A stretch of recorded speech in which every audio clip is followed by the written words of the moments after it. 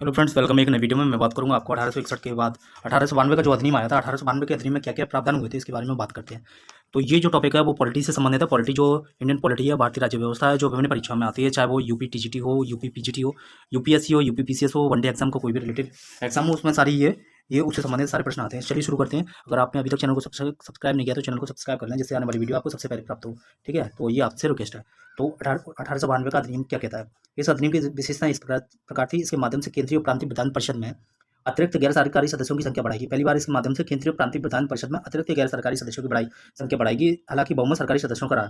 तो ये बात 1892 में ये रखी गई थी कि अतिरिक्त केंद्रीय और प्रांतीय दो परिषदें होंगी, चाहे केंद्र स्तर पर या राज्य स्तर पर, उसमें गैर सरकारी सदस्यों को बढ़ा दिया जाए। गैर सरकारी से मतलब यह है कि ईस्ट इंडिया कंपनी का अतिरिक्त भी भारतीय लोगों को उसमें शामिल किया जाए, जिससे कि उनकी संख्या बढ़ाई जाए, जिससे कि भारतीय लोग जो विद्रोह करते हैं वो विद्रोह की भावना उत्पन्न ना हो पाए। ये बात इसमें रखी गई 1892 के अधिनियम में। फिर क्या हुआ था कि 1892 के फिर क्या हुआ था, इसके विधान परिषद के कार्य में वृद्धि कर उन्हें बजट पर बहस करने और कार्यपालिका के प्रश्न उत्तर देने के लिए अधिकृत किया गया।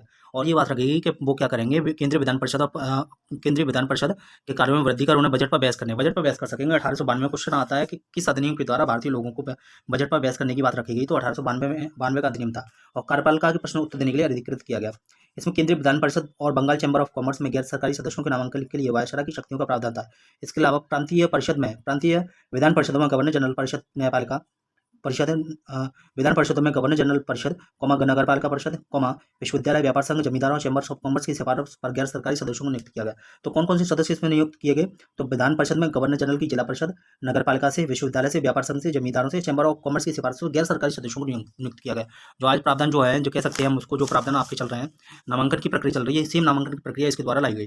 तो ये 1892 का अधिनियम था। और क्या इसमें बात रही? इस अधिनियम ने केंद्रीय और प्रांतीय विधान परिषद दोनों में गैर सरकारी सदस्यों की नियुक्ति के लिए एक सीमित और परोक्ष रूप से क्या किया था भाई साहब? सीमित और परोक्ष रूप से चुनाव का प्रावधान किया था। हालांकि चुनाव शब्द का अधिनियम में प्रयोग नहीं हुआ था। इसे निश्चित निकायों की सिफारिश पर आने वाली नामांकन की प्रक्रिया कहा गया। हालांकि चुनाव शब्द का कोई प्रयोग नहीं हुआ था इस अधिनियम में, लेकिन नामांकन की प्रक्रिया इसमें लागू की गई। तो ये 1892 का अधिनियम था। और क्या 1892 के अधिनियम के बाद कौन सा अधिनियम आया उसकी चर्चा करते हैं। तो 1892 का अधिनियम जो आया था, उसके बाद आया था एक भारत शासन अधिनियम, जिसको कह सकते हैं 1909 का भारत शासन अधिनियम आया था। 1909 का भारत शासन अधिनियम आया था। इसमें क्या प्रावधान थे, चलते हैं। 1909 का भारत परिषद अधिनियम, भारत परिषद अधिनियम आया। 1909 का भारत परिषद अधिनियम आया। उस अधिनियम को मार्ले मिंटो सुधार के नाम से जाना जाता है। इस अधिनियम को मार्ले मिंटो सुधार के नाम से जाना जाता है। उस समय लॉर्ड मार्ले इंग्लैंड में भारत के राज्य सचिव थे। तो लॉर्ड मार्ले थे भारत में राज्य सचिव थे, और लॉर्ड मिंटो भारत में वायसराय थे। पहली बात तो लॉर्ड मिंटो जो थे राज्य सचिव थे, और लॉर्ड मार्ले इंग्लैंड में भारत के राज्य सचिव थे। और लॉर्ड मिंटो भारत में वायसराय थे। फिर से इस अधिनियम को मार्ले मिंटो सुधार के नाम से जाना जाता है। उस समय लॉर्ड मार्ले इंग्लैंड में भारत के राज्य सचिव थे, और लॉर्ड मिंटो भारत में वायसराय थे। इस अधिनियम में प्रावधान क्या थे? इस अधिनियम की विशेषताएं इस प्रकार थी। नंबर 1 क्या विशेषताएं थी? इसने केंद्रीय और प्रांतीय विधान परिषदों के आकार में वृद्धि की। और क्या किया? केंद्रीय परिषद में इनकी संख्या 16 से 60 हो गई। पहली बात तो यह थी कि केंद्रीय और प्रांतीय विधान परिषदों के आकार में वृद्धि की, और केंद्रीय परिषद में इनकी संख्या 16 से 60 हो गई। 16 से 60 हो गई। 16 से 60 हो गई। प्रांतीय विधान परिषद में इनकी संख्या एक समान नहीं थी, लेकिन केंद्रीय परिषद में इनकी संख्या 16 से 60 हो गई। पहली बात, केंद्रीय और प्रांतीय विधान परिषद के आकार में वृद्धि हुई 1909 के भारत परिषद अधिनियम में। ठीक है, भारत परिषद अधिनियम को मार्ले मिंटो सुधार के नाम से भी जाना जाता है। पहली बात तो ठीक है। और क्या था? इसने केंद्रीय परिषद में 1909 के अधिनियम ने इसने केंद्रीय परिषद में सरकारी बहुमत को बनाए रखा। और क्या बात हो गई थी? बनाए रखा। इसने केंद्रीय परिषद के सरकारी बहुमत को बनाए रखा। और क्या था? इसने केंद्रीय परिषद के सरकारी बहुमत को बनाए रखा, लेकिन प्रांतीय परिषद में गैर सरकारी सदस्यों को बहुमत को अनुमति थी। इसने केंद्रीय परिषद में सरकारी बहुमत को बनाए रखा, लेकिन प्रांतीय परिषद में गैर सरकारी सदस्यों के बहुमत की अनुमति थी। नंबर 3 क्या था? इसने दोनों स्तरों पर विधान परिषद के कार्यों का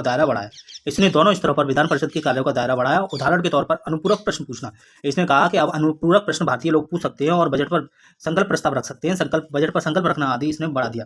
इसने दोनों स्तरों पर विधान परिषद के कार्यों का दायरा बढ़ाया। उदाहरण के तौर पर अनुपूरक प्रश्न पूछना, बजट पर संकल्प प्रश्न रखना, ये सारी बातें इसमें रखी गई। नंबर 4 और क्या था? इस अधिनियम के अंतर्गत पहली बार किसी भारतीय को वायसराय गवर्नर की कार्यकारी परिषद के एसोसिएशन इस अधिनियम के अंतर्गत पहली बार किसी गवर्नर को वायसराय गवर्नर की कार्य परिषद के साथ एसोसिएशन बनाने का प्रावधान किया गया। सत्येंद्र प्रसाद सिन्हा, महत्वपूर्ण बात यह है कि सत्येंद्र प्रसाद सिन्हा की कार्यपालिका परिषद के प्रथम भारतीय सदस्य बने। सत्येंद्र प्रसाद सिन्हा वायसराय की कार्यपालिका परिषद के प्रथम भारतीय सदस्य बने। उन्हें विधि सदस्य बनाया गया था। ये बात महत्वपूर्ण रखी गई थी। और क्या था इसमें? इस अधिनियम ने पृथक निर्वाचन के आधार पर मुस्लिमों के लिए सांप्रदायिक प्रतिनिधित्व का प्रावधान किया। इस अधिनियम ने पृथक निर्वाचन के आधार पर मुस्लिमों के लिए सांप्रदायिक प्रतिनिधित्व का प्रावधान किया। इसके अंतर्गत मुस्लिम सदस्यों का चुनाव मुस्लिम ही कर सकता था। पहली बार 1909 के अधिनियम में ये बात रखी गई थी कि सांप्रदायिक प्रतिनिधित्व का चुनाव किया गया, इसमें प्रावधान किया गया, सांप्रदायिक प्रतिनिधित्व का प्रावधान किया गया। मतलब ये था कि इसके अंतर्गत मुस्लिम सदस्यों को चुनाव, अगर वोट में अगर कोई चुनाव में खड़ा होता है मुस्लिम सदस्य, तो उसको चुनने का अधिकार केवल मुस्लिमों को था। इस प्रकार इस अधिनियम ने सांप्रदायिकता को वैधानिकता प्रदान की, और इसलिए इस अधिनियम ने सांप्रदायिकता को वैधानिकता प्रदान की, और लॉर्ड मिंटो को सांप्रदायिक निर्वाचन के रूप में जनक के रूप में जाना जाता है। तो ये महत्वपूर्ण बात थी। पहली बात ये थी कि इसने केंद्रीय विधान परिषद में सदस्यों की संख्या काफी बढ़ा दी, 16 से 60 कर दी, और इस अधिनियम को मार्ले मिंटो सुधार के अधिनियम के नाम से जाना जाता है। क्यों जाना जाता है कि मार्ले मिंटो सुधार के नाम से इसलिए जाना जाता है क्योंकि उस समय इंग्लैंड में भारत के राज्य सचिव था वो लॉर्ड मॉर्ले थे, और भारत के वायसराय थे वो लॉर्ड मिंटो थे। तो इसमें पहली बार क्या हुआ था कि इसमें पहली बार ये बात रखी गई थी कि भारतीयों को वायसराय की एसोसिएशन परिषद का सदस्य बनाया गया। भारतीयों को तो कार्यपालिका परिषद का पहला सदस्य जो बना था वो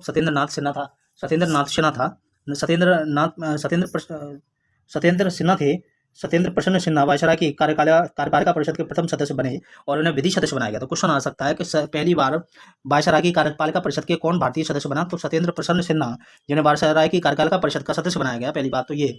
और उन्हें कौन सा सदस्य बनाया गया, तो विधि का सदस्य बनाया गया था। और क्या बात हुई थी इसमें, और इस अधिनियम में इसमें presidency corporation chambers of commerce विश्वविद्यालय और जमींदारों के लिए, इसके लिए बात रखी गई थी। किसके लिए, चैम्बर्स ऑफ कॉमर्स विश्वविद्यालय और जमींदारों के लिए अलग प्रतिनिधित्व का प्रावधान किया गया। अब ये बात रखी गई कि जमींदार हैं, और जो है जमींदार हो गए, चैम्बर्स ऑफ कॉमर्स के लोग हो गए, और प्रेसिडेंसी कॉर्पोरेशन के लोग हो गए, उनके लिए नामांकन की प्रक्रिया रखी गई। तो इस तरह 1909 के अधिनियम में, भारत शासन अधिनियम में ये सारी बात रखी गई।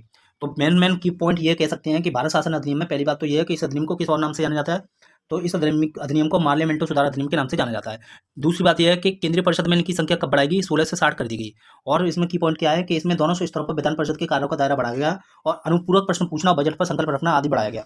और क्या हुआ था कि इसमें पहली बार भारतीयों को सदस्य बनाया गया, और कार्यपालिका परिषद के सदस्य बनाए गए सत्येंद्र प्रसन्न सिन्हा या सत्येंद्र नाथ सिन्हा वायसराय कार्यपालिका परिषद के सदस्य बनाए गए, और उन्हें कौन सा सदस्य बनाया गया, विधि का सदस्य बनाया गया।